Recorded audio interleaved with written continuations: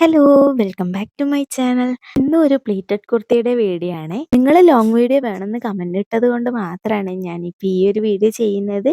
ഇതിപ്പോൾ എൻ്റെ ചാനലിലെ മൂന്നാമത്തെ പ്ലീറ്റഡ് കുർത്തിയുടെ വീഡിയോ ആണ്. ബാക്കി 2 വീഡിയോക്ക് നിങ്ങൾ നല്ല റെസ്പോൺസ് ആയിരുന്നു തന്നിരുന്നത്. സെയിം കണ്ടന്റ് തന്നെ റിപ്പീറ്റഡ് ആയിട്ട് വരണ്ടാന്ന് വെച്ചിട്ടാണ് ഈ ഒരു ലോങ് വീഡിയോ ഞാൻ ചെയ്യാതിരുന്നത്. പക്ഷെ കുറേ പേര് ഇതിൻ്റെ ലോങ് വീഡിയോ ആവശ്യപ്പെട്ടിട്ട് കമന്റ് ഇട്ടിട്ടുണ്ടായിരുന്നു. അപ്പോൾ അതുകൊണ്ടാണ് ഞാനിപ്പോൾ ഈ ഒരു വീഡിയോ പോസ്റ്റ് ചെയ്യുന്നത്. ഇപ്പോൾ കുർത്തി ചെയ്യാൻ വേണ്ടിയിട്ട് 3 മീറ്റർ ജോർജറ്റിൻ്റെ മെറ്റീരിയലും 2 മീറ്റർ മാത്രം ലൈനിങ് മെറ്റീരിയലും എടുത്തിട്ടുണ്ട്. ലൈനിങ് ക്രേപ്പാണ്. ആദ്യം തന്നെ നമുക്ക് ലൈനിങ്ങിൽ കട്ട് ചെയ്യാം. ബാക്ക് ലൈനായിട്ടാണ് ചെയ്യുന്നത്. അതുകൊണ്ട് തന്നെ ബാക്കിലേക്കുള്ള ഒരു പീസ് ഇതുപോലെ ഞാൻ കട്ട് ചെയ്ത് വെച്ചിട്ടുണ്ട്. ആ 2 മീറ്റർ ലൈനിങ്ങിന് ഹാഫായിട്ട് കട്ട് ചെയ്തിട്ടാണ് ഉള്ളത്. അപ്പോൾ ഇതുപോലെ ഒറ്റ ഫോൾഡായിട്ട് മടക്കി ഇട്ടിട്ടുണ്ട്. ഇനി നമുക്ക് ഷോൾഡറും നെക്ക് വിഡ്ത്തും ഒക്കെ മാർക്ക് ചെയ്ത് കൊടുക്കാം. ഇത് ഞാൻ ചെയ്തിരിക്കുന്നത് ലാർജ് സൈസിലാണ്. അപ്പം നമ്മൾ ഒരു എക്സലൊക്കെ ചെയ്യുന്നതാണെങ്കിൽ മെയിൻ മെറ്റീരിയൽ നമുക്കൊരു 3.5 മീറ്ററൊക്കെ വേണ്ടി വരുവേ. ഞാനിത് 3 മീറ്റർ എടുത്തിട്ടുള്ളൂ. അതുകൊണ്ട് പ്ലീറ്റ് കുറച്ച് കുറവാണ്. ഇത് നോർമലായിട്ടുള്ള പ്ലീറ്റാണ് കിട്ടിയിട്ടുള്ളത്. ഇതിനേക്കാളും പ്ലീറ്റ് വേണമെന്നുണ്ടെങ്കിൽ കുറച്ചും കൂടി മെറ്റീരിയൽ എടുത്താൽ മതി. അപ്പോൾ ഷോൾഡർ ഞാനിവിടെ 7 ഇഞ്ച് മാർക്ക് ചെയ്ത് കൊടുക്കുന്നുണ്ട്. ആം ഹോളും 7 ഇഞ്ച് തന്നെയാണ് മാർക്ക് ചെയ്യുന്നത്. ഇനി നമുക്ക് എപ്പോഴും ചെയ്യുന്നത് പോലെ ആം ഹോളും ഈ ഒരു ഷോൾഡറിൻ്റെതുമായിട്ട് നമുക്കൊരു ബോക്സ് പോലെ വരച്ചു കൊടുക്കാം. ആം ഹോള് കർവ് ചെയ്ത് വരക്കുന്നതിന് മുന്നേ തന്നെ ചെസ്റ്റ് റൗണ്ട് മാർക്ക് ചെയ്ത് കൊടുക്കാം. ചെസ്റ്റ് റൗണ്ട് 10.5 ഇഞ്ച് അവിടെ മാർക്ക് ചെയ്ത് കൊടുത്തു. അതേപോലെ തന്നെ നമ്മുടെ ആം ഹോളിൻ്റെ ലെങ്ത്തിൻ്റെ സെൻറ്റർ ഭാഗം ഒന്ന് മാർക്ക് ചെയ്ത് കൊടുത്ത് ആ ഒരു മാർക്കിങ്ങിലൂടെയാണ് നമ്മുടെ ആ ഒരു കർവ് വരച്ചു കൊടുക്കുന്നത്. എന്നിട്ട് നമ്മൾ 2 ഇഞ്ച് തയ്യൽ തുമ്പും കൂടി ഇട്ട് കൊടുക്കുന്നുണ്ട്. ഇനി നമുക്ക് ഷേപ്പ് നമുക്ക് ഒരു 14 ഇഞ്ചിൽ കൊടുക്കാം. 14 ഇഞ്ച് താഴത്തുനിന്ന് മാർക്ക് ചെയ്തിട്ട് അവിടേക്ക് നമുക്കൊരു 9.5 ഇഞ്ച് ഷേപ്പും അതിൻ്റെ തയ്യൽ തുമ്പ് മാർക്ക് ചെയ്ത് കൊടുക്കാം. പിന്നെ ഹിപ്പ് ലൈനിൻ്റെ അവിടെ നമുക്കൊരു 11 ഇഞ്ചും അതിൻ്റെ തയ്യൽ തുമ്പും മാർക്ക് ചെയ്ത് കൊടുക്കാം. ഇനി നമ്മൾ ഈ മാർക്ക് ചെയ്ത് വെച്ച ആ ഒരു 3 പോയിന്റ്സിലൂടെ നമുക്കൊന്ന് ലൈൻ വരച്ചു കൊടുക്കാം. ആ 3 ലൈനും വരച്ചു കൊടുത്തതിന് ശേഷം നമുക്ക് താഴത്തേക്ക് സ്ട്രെയിറ്റ് ആയിട്ട് അങ്ങനെ ജോയിൻ ചെയ്ത് കൊടുക്കുക. നമ്മുടെ തുണിയുടെ വീതി എത്രയാണ് വരുന്നത് അത് തന്നെയാണ് ഞാൻ മാക്സിമം വീതിയായിട്ട് എടുക്കുന്നത്. മിനിമം ഒരു 18 ഇഞ്ചെങ്കിലും വീതി വേണം കേട്ടോ. ഇനി നമുക്ക് താഴത്തുനിന്ന് ഒരു 2 ഇഞ്ച് മുകളിലേക്ക് ഇതുപോലെ മാർക്ക് ചെയ്ത് കൊടുത്തതിന് ശേഷം ഇതൊന്ന് ഇങ്ങനെ കർവ് ചെയ്തിട്ട് വരച്ചു കൊടുക്കാം. നമ്മൾ സ്റ്റിച്ച് ചെയ്തിട്ട് കഴിയുമ്പോഴത്തേക്ക് സൈഡ് ഇങ്ങനെ തൂങ്ങി കിടക്കാതിരിക്കാൻ വേണ്ടിയിട്ടാണ് ഇങ്ങനെ ചെയ്ത് കൊടുക്കുന്നത്. ഇനി നമുക്കിത് കട്ട് ചെയ്തെടുക്കാം.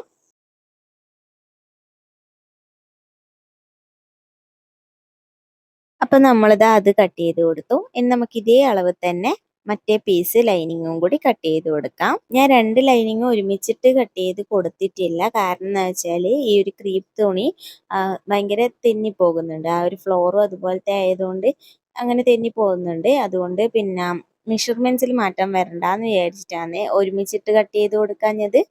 നമുക്ക് ഇതിന് ഒരു ഭാഗം മാറ്റി വെക്കാം. മറ്റേ ഭാഗം എടുത്തിട്ട് ഫ്രണ്ട് ആം ഹോളിന് 1/2 ഇഞ്ച് കുഴിച്ച് കട്ട് ചെയ്ത് കൊടുക്കാമേ.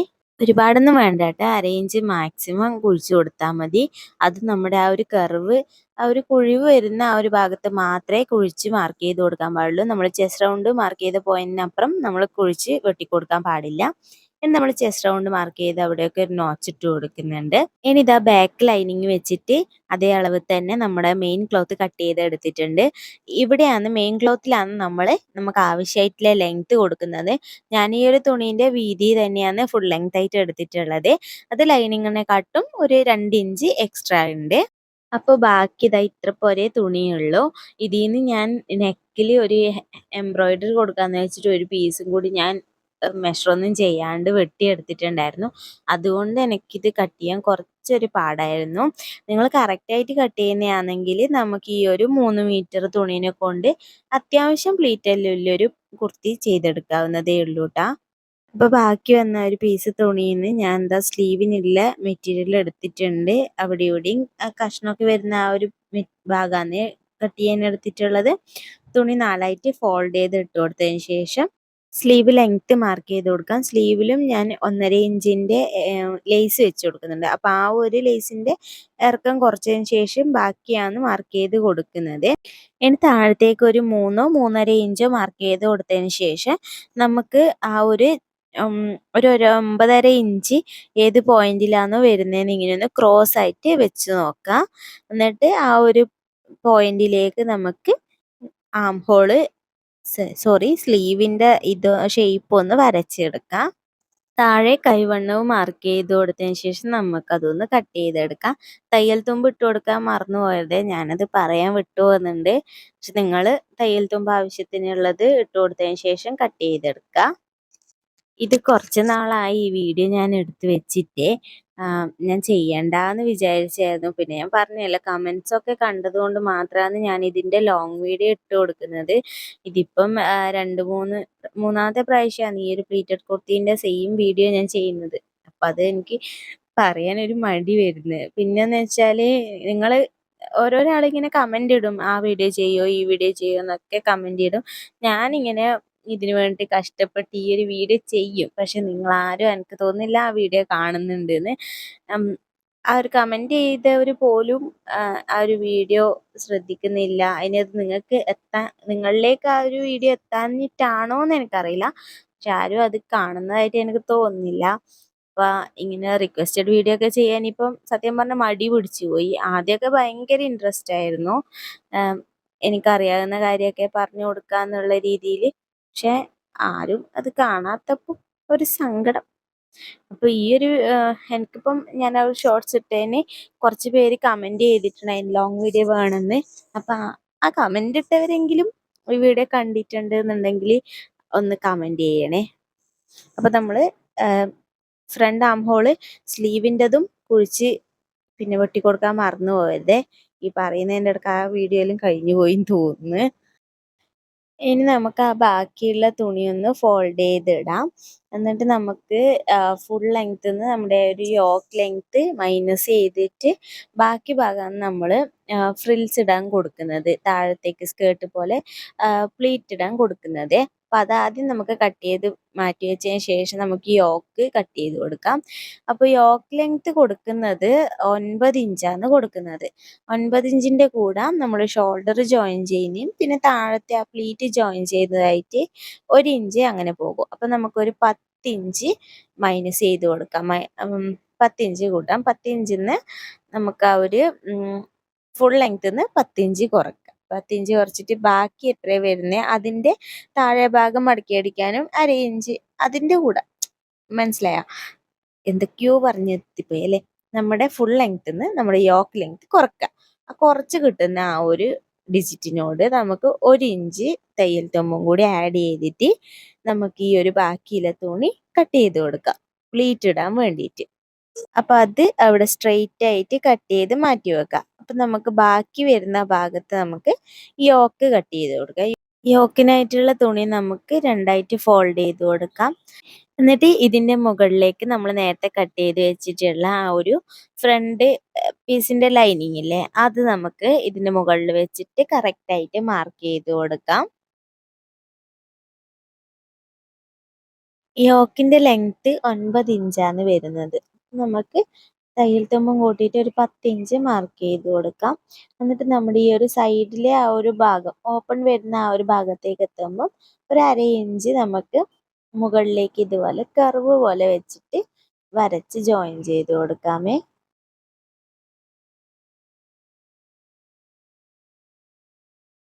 എന്നിട്ട് നമുക്കതൊന്ന് കട്ട് ചെയ്തെടുക്കാം.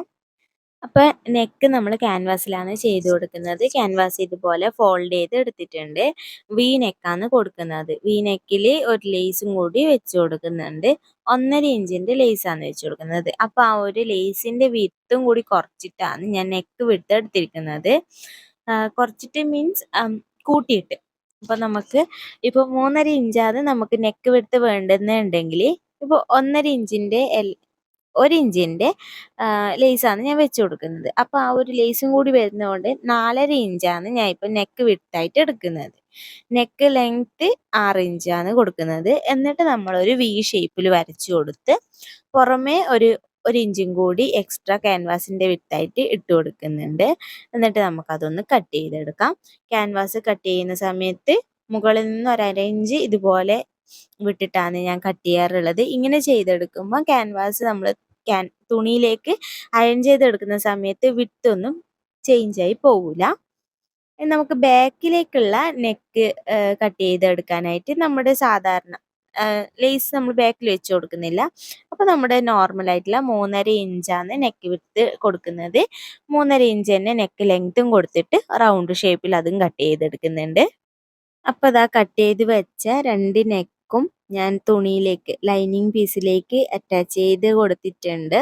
നമുക്ക് ഇത് നെക്ക് സ്റ്റിച്ച് ചെയ്ത് കൊടുക്കാം. അതിനു മുന്നേ ഒരു കാര്യം പറയാൻ വിട്ടുപോയി. നമ്മുടെ ലൈനിങ്ങും നമ്മുടെ യോക്ക് മെയിൻ ഫാബ്രിക് കട്ട് ചെയ്തിട്ടുണ്ടായിട്ടില്ലേ, ആ ഒരളവിൽ ഞാൻ ലൈനിങ് കട്ട് ചെയ്തിട്ട് സെപ്പറേറ്റ് ചെയ്ത് അത് ജോയിൻ ചെയ്ത് എടുത്തിട്ടുണ്ടായിരുന്നേ. അപ്പോൾ നമുക്ക് പ്ലീറ്റ് ഒക്കെ വെച്ച് കൊടുക്കുമ്പോൾ നല്ല മാനേജബിൾ ആയിട്ട് കിട്ടും. അതുകൊണ്ടാണ് അങ്ങനെ ചെയ്തത്. അത് നേരത്തെ പറയാൻ വിട്ടുപോയതായിരുന്നേ. അപ്പോൾ ഇതാ ലൈനിങ് ഒക്കെ ജോയിൻ ചെയ്തെടുത്തു. ഇനി നമുക്ക് നല്ല വശത്തേക്ക് ഈ ഒരു ക്യാൻവാസിൻ്റെ ഒരു പീസ് നമുക്ക് വെച്ച് കൊടുക്കാം. സെൻറ്റർ ചേർത്തിട്ട് തന്നെ വെച്ച് കൊടുത്തിട്ട് ഈ ഒരു ക്യാൻവാസിൻ്റെ ആ ഒരു നെക്കിൻ്റെ സൈഡിലൂടെ നമുക്ക് സ്റ്റിച്ച് ചെയ്ത് കൊടുക്കാം. ഇതേപോലെ തന്നെ നമ്മൾ ബാക്ക് ഭാഗവും ലൈനിങ്ങും നല്ല പീസായിട്ട് ജോയിൻ ചെയ്തെടുത്തിട്ടുണ്ടായിരുന്നു. അതിൻ്റെ നല്ല വശത്തേക്ക് നമ്മുടെ ബാക്കിൻ്റെ നെക്ക് ക്യാൻവാസ് കട്ട് ചെയ്തതും വെച്ചിട്ട് സ്റ്റിച്ച് ചെയ്ത് കൊടുക്കാം. അപ്പോൾ നമ്മളത് സ്റ്റിച്ച് ചെയ്തെടുത്തു. ഇനി ഇവിടെ ഒരു 1/4 ഇഞ്ച് തയ്യൽ തുമ്പ് അവിടെ വിട്ട് കൊടുത്തതിന് ശേഷം നമുക്കത് ഉള്ളിലത്തെ പീസ് തുണി ഒന്ന് കട്ട് ചെയ്ത് മാറ്റാം. എന്നിട്ട് നമുക്ക് ആ ഒരു കോർണർ വരുന്ന അവിടെയൊക്കെ ചെറിയ കട്ട് ഇട്ട് കൊടുത്തിട്ട് ഈ ഒരു നെക്ക് ഉള്ളിലേക്ക് മറിച്ച് സ്റ്റിച്ച് ചെയ്ത് കൊടുക്കാം.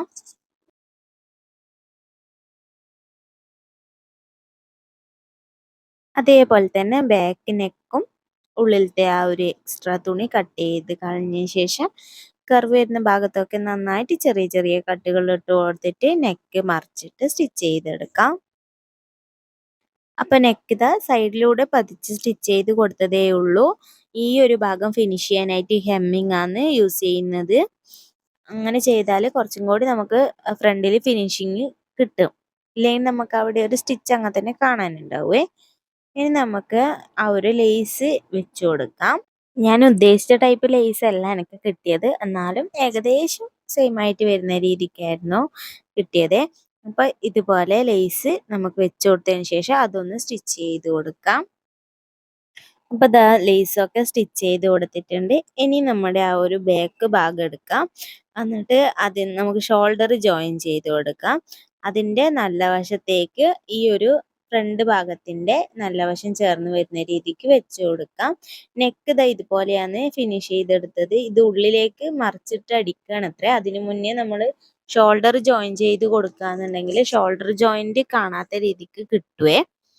ഇതൊക്കെ ഞാൻ എല്ലാ വീഡിയോയിലും കാണിച്ചു തരുന്നതാണ്. അപ്പോൾ പുതുതായിട്ട് ആരെങ്കിലും കാണുന്നുണ്ടെങ്കിൽ അവർക്ക് വേണ്ടിയിട്ടാണ് ഇങ്ങനെ പറഞ്ഞുകൊണ്ടിരിക്കുന്നത്. നമ്മൾ ആദ്യം ആ ഒരു നെക്ക് കറക്റ്റായിട്ട് വെച്ച് കൊടുക്കുക. ആ ഒരു ബാക്ക് നെക്കും ഫ്രണ്ട് നെക്കും ഒരേപോലെ വരുന്ന രീതിക്ക് വെച്ച് കൊടുക്കുക. ഫ്രണ്ട് നെക്കിൽ നമ്മൾ ലേസ് ആയതുകൊണ്ട് ലേസിൻ്റെ ആ ഒരു ഭാഗം കറക്റ്റാക്കി വെച്ച് കൊടുക്കാം. എന്നിട്ട് നമ്മുടെ ആ ഒരു നെക്ക് ജോയിൻ ഇങ്ങനെ എന്താ പറയണ്ടേ, ലേസ് നമ്മൾ ആ ഒരു ബാക്ക് നെക്കിലേക്ക് കയറ്റി വെച്ച് കൊടുക്കാൻ പാടില്ലേ. അത് പ്രത്യേകം ശ്രദ്ധിക്കണം. നമ്മൾ എന്നിട്ട് ആ ഒരു ഷോൾഡർ കറക്റ്റാക്കി വെച്ച് കൊടുക്കുക. ഞാനിപ്പോൾ സ്റ്റിച്ച് ചെയ്തതിന് ശേഷമാണ് കാണിച്ചു തരുന്നത്.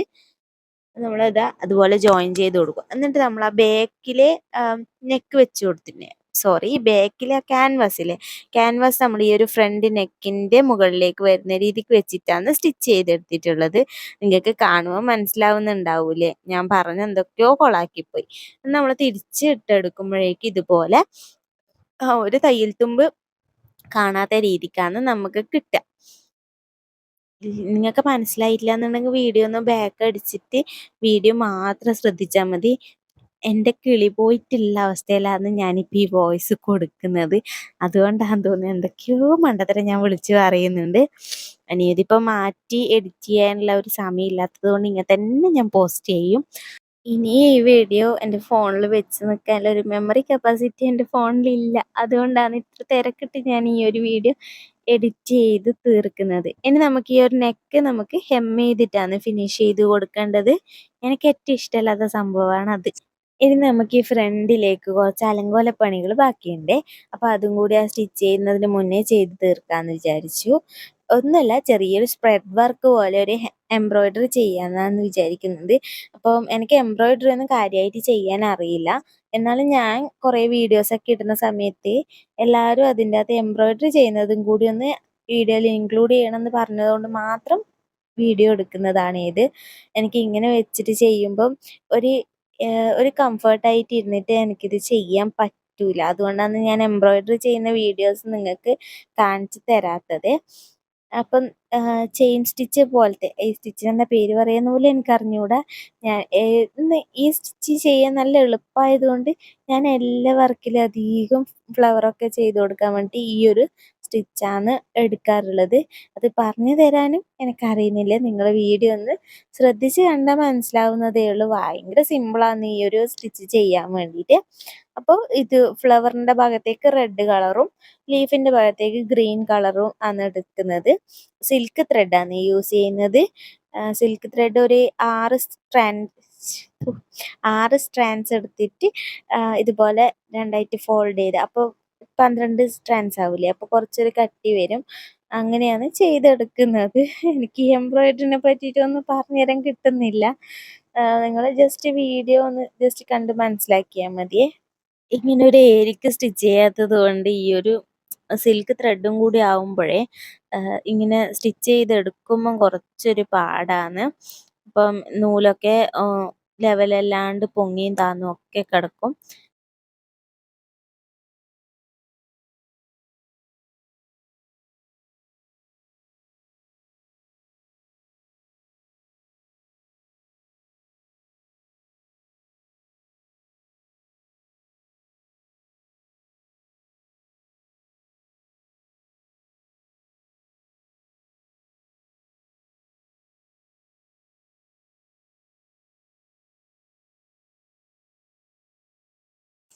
അപ്പൊ നമ്മുടെ അലങ്കോലപ്പണികളൊക്കെ ഇവിടെ കംപ്ലീറ്റ് ആയിട്ടുണ്ട്. ഇനി നമുക്ക് താഴെ പ്ലീറ്റ് ഇട്ട് കൊടുക്കാന്ന് വേണ്ടത്. പ്ലീറ്റ് നന്നായിട്ട് അയൺ ചെയ്ത് കൊടുക്കണം. അതിനു മുന്നേ സ്ലീവ് അറ്റാച്ച് ചെയ്ത് കൊടുക്കണം. സ്ലീവ് അറ്റാച്ച് ചെയ്യുന്നതിൽ നിങ്ങൾക്ക് അറിയായിരിക്കുമല്ലോ, അതുകൊണ്ട് അതൊന്നും ഞാൻ ഡീറ്റെയിൽ ആയിട്ട് കാണിക്കുന്നില്ല. നമ്മൾ ആ ഒരു ഫ്രണ്ട് കുഴിച്ചു വെട്ടിയ ഭാഗം നമ്മുടെ സ്ലീവിൻ്റെ അല്ല സോറി യോക്കിൻ്റെ ഫ്രണ്ട് ഭാഗത്തേക്ക് വരുന്ന രീതിക്ക് വെച്ച് കൊടുത്തിട്ട് സ്ലീവ് അങ്ങ് ജോയിൻ ചെയ്തെടുത്താൽ മതിയേ. അപ്പൊ സ്ലീവൊക്കെ ജോയിൻ ചെയ്ത് എടുത്തിട്ടുണ്ട്. ഇനി നമുക്ക് പ്ലീറ്റ് ഇട്ട് കൊടുക്കാം. അതിനായിട്ട് നമുക്ക് സെന്ററിൽ മാത്രം പ്ലീറ്റ് വരുന്ന രീതിക്കാണ് ഞാൻ ചെയ്യുന്നത്. അപ്പം നമ്മുടെ ഈ ഒരു യോക്കിന്റെ സെന്റർ ഭാഗത്ത് നിന്ന് രണ്ട് വശത്തേക്കും ഒരു 4 ഇഞ്ച് ഞാൻ മാർക്ക് ചെയ്ത് കൊടുത്തിട്ടുണ്ട്. അപ്പൊ ഈ ഒരു ടോട്ടൽ 8 ഇഞ്ച് വരുന്ന ആ ഒരു ഭാഗത്താണ് നമ്മുടെ പ്ലീറ്റ് വരുന്നത്. ബാക്കി ഭാഗം പ്ലെയിൻ ആയിട്ടാണ് ഉണ്ടാവുക. അപ്പൊ അവിടത്തേക്കുള്ള പ്ലീറ്റ് നമുക്ക് സെറ്റാക്കി എടുക്കാം. അപ്പൊ പ്ലീറ്റ് ഇടാൻ വേണ്ടി നമ്മൾ നേരത്തെ കട്ട് ചെയ്ത് വെച്ച ആ ഒരു തുണി എടുത്തിട്ടുണ്ട്. എന്നിട്ട് നമ്മൾ ആ ഒരു പ്ലീറ്റ് ഒന്നും ഇല്ലാണ്ട് വരുന്ന ഒരു ഭാഗം അവിടെ കറക്റ്റ് ആയിട്ട് മാർക്ക് ചെയ്ത് കൊടുക്കാം. എന്നിട്ട് നമുക്ക് ആ ഒരു ഭാഗം ഒഴികെ ബാക്കിയുള്ള ഭാഗത്തേക്ക് ചെറിയ ചെറിയ പ്ലീറ്റ് ഇട്ട് കൊടുക്കാം. നിങ്ങൾക്ക് വലിയ പ്ലീറ്റാ വേണ്ടുന്നുണ്ടെങ്കിൽ അങ്ങനെ ചെയ്ത് കൊടുക്കാം. ഞാൻ ഒരുപാട് വലുതുമല്ല ഒരുപാട് ചെറുതുമല്ലാത്ത രീതിക്ക് ഇതുപോലെ പ്ലീറ്റ്സ് ഒക്കെ എടുത്തിട്ട് ചെറിയ ചെറിയ പേൾ പിന്ന് വെച്ച് കുത്തി കൊടുക്കുന്നുണ്ട്.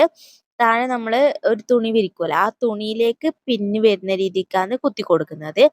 എന്നിട്ട് നന്നായിട്ട് വലിച്ച് ലെവലാക്കി വെച്ചിട്ട് കുറച്ചൊരു ഇതുപോലെ വീഡിയോ കാണുന്നില്ലേ, ഇതുപോലെ രീതിക്ക് അറേഞ്ച് ചെയ്തിട്ടാണ് നമ്മൾ അയൺ ചെയ്ത് കൊടുക്കുക. ഇങ്ങനെ ചെയ്ത് കൊടുക്കുന്നുണ്ടെങ്കിൽ മാത്രമേ നമ്മുടെ ആ ഒരു പ്ലീറ്റ് കറക്റ്റ് എല്ലാം ഒരേ ലെവലിൽ കിട്ടുള്ളൂ. ഞാൻ ഫുൾ എന്താ പറയുക, അയൺ ബോക്സിൻ്റെ ഫുള്ള് മാക്സിമത്തിൽ ഇട്ടിട്ടാണ് ചൂടാക്കി എടുക്കുന്നത്.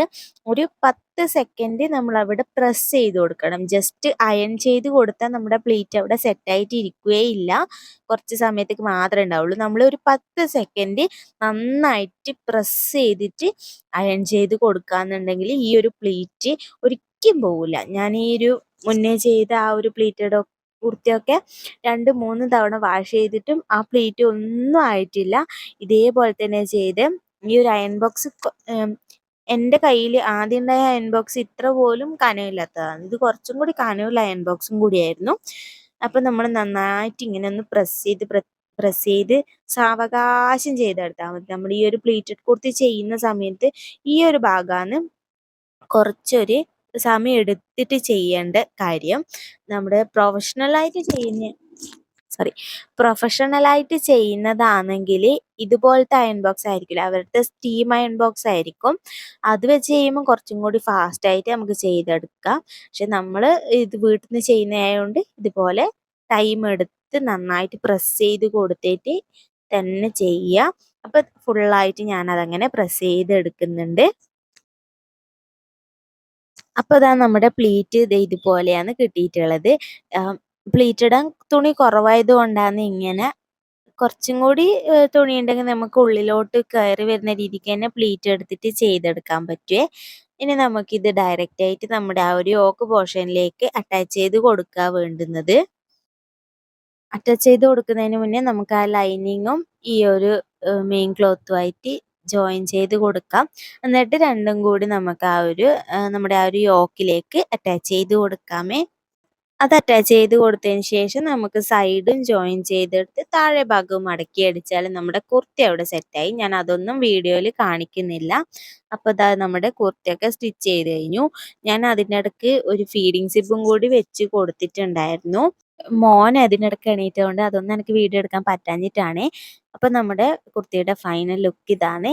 ഈ ഒരു കുർത്തി ഞാൻ സെയിലും കൂടി ചെയ്യുന്നുണ്ട്. ആർക്കെങ്കിലും വേണമെന്നുണ്ടെങ്കിൽ ജസ്റ്റ് ഒന്ന് ഇൻസ്റ്റയിൽ DM ചെയ്താൽ മതിയേ. അപ്പോൾ ഈ ഒരു വീഡിയോ ഇഷ്ടമായിട്ടുണ്ടെങ്കിൽ ലൈക്ക് ചെയ്യാനും നിങ്ങളുടെ അഭിപ്രായങ്ങൾ കമൻറ്റ് ചെയ്ത് സബ്സ്ക്രൈബ് ചെയ്ത് സപ്പോർട്ട് ചെയ്യാനും മറക്കരുത്. അടുത്തൊരു വീഡിയോ ആയിട്ട് കാണാം. ബൈ.